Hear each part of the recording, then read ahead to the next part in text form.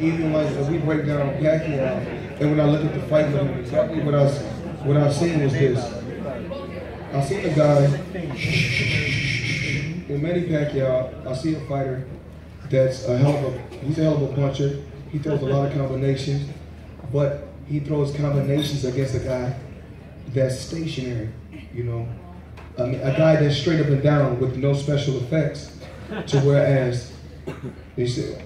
All I had to do in the first round, once I came out, you know, outboxing him easy, And then I think around the third or fourth round, he started applying more pressure.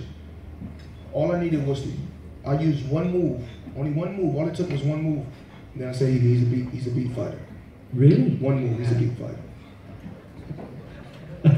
That's incredible. That's fantastic to hear that. And again, I can dissect a fighter. You know, I can watch a fighter. And in the first 20 seconds, I can dissect him easy. You know you've got his number. Everything.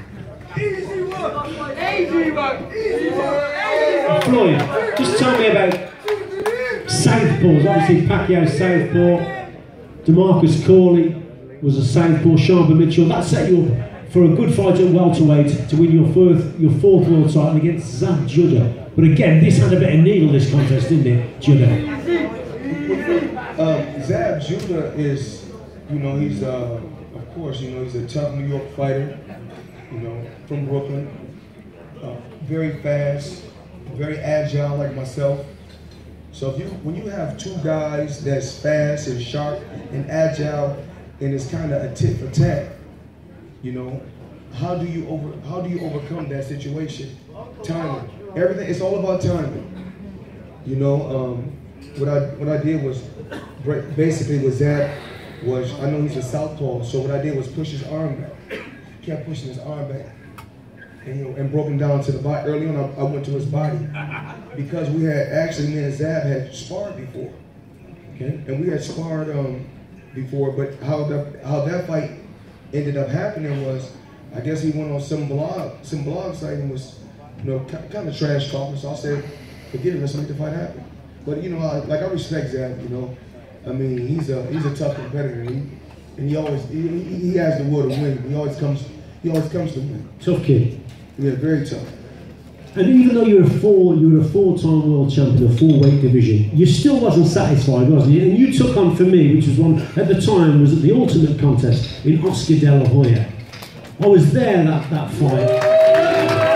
I couldn't believe how some people had it close. I watched you on the ropes with your chin behind your shoulder, and he missed the target time and again, and I couldn't believe how people had it close. I thought you won that pretty comfortable, but that was going up to light middleweight. That was sensational. You know, I think that was my first time moving up to junior middleweight, which is 154, because I walked, you know, in my career, I walk around at 147. You know, I fight at 147, I walk around at 147.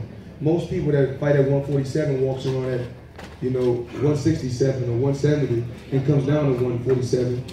And then I think when I went into the fight with Oscar, I weighed probably 150 with my clothes on, and he weighed probably 168. But same thing with Oscar, you know, he got a real good left hook, but you know, straight up and down. Where did that belief come from that you could actually beat him? Because obviously you'd seen Oscar de la Hoya box before, and he was a 6th division world champion. But you had the belief that you'd beat him. At one particular time, me and Oscar both were signed to Top Rank. We both were signed to Top Rank. Actually, I don't think he never liked me, and I never liked him.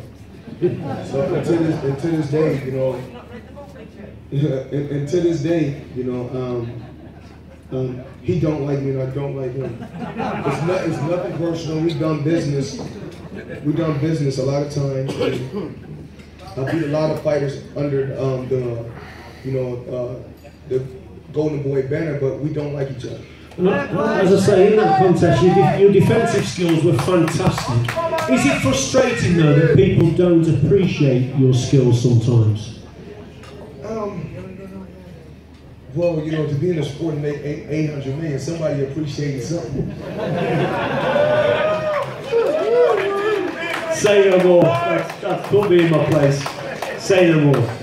Now then.